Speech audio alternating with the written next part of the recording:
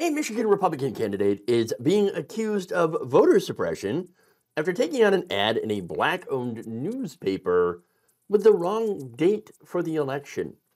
In the ad, his campaign notes the election day is on November 6th. Vote for Tom Barrett. Now, of course, election day is not on November 6th, it's on November 5th. Okay. If you try to vote on the 6th, it will not count. Okay. You might say that this is, it's just slight oversight, okay? People make mistakes. This is true. However, for this guy, there was a similar ad published by Barrett in a different newspaper, which actually had the correct date for the election, but not in the black newspaper. Now, here's some context, right? Barrett is running for Congress as a Republican in the seat currently held by Congresswoman Alyssa Slotkin, who is running for Senate in Michigan, okay? So her seat is incredibly competitive. Republicans want that seat. Slotkin had won it just by single digits during the 2022 election cycle. When it is that close, mistakes like this matter.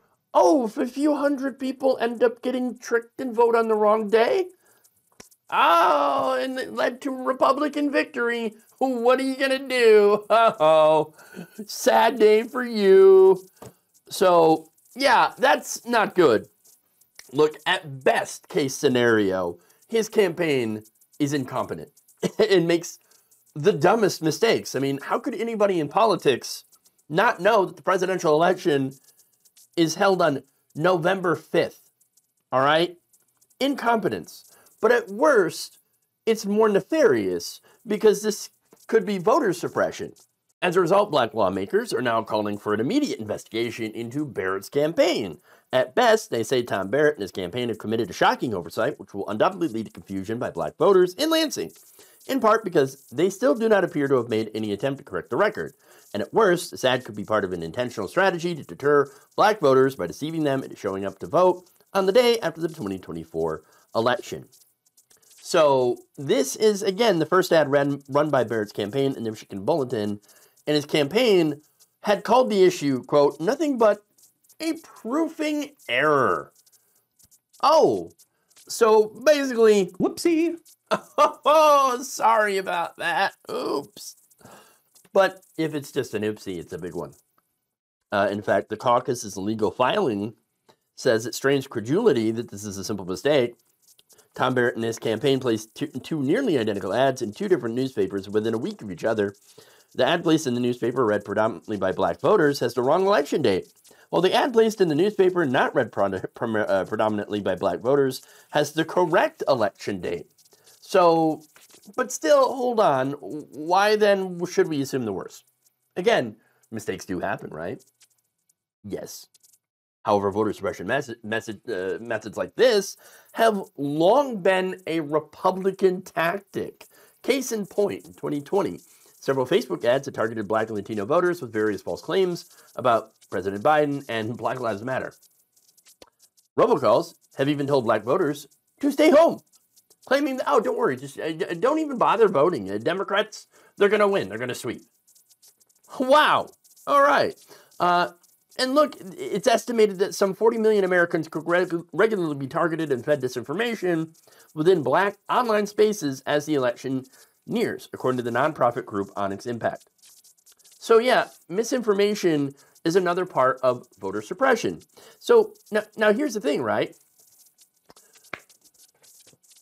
Pointing this out is not saying that black voters are not smart, right? Or that they don't know what's going on. What this is, though, is that, again, if you have so much misinformation, it's going to muddy the waters.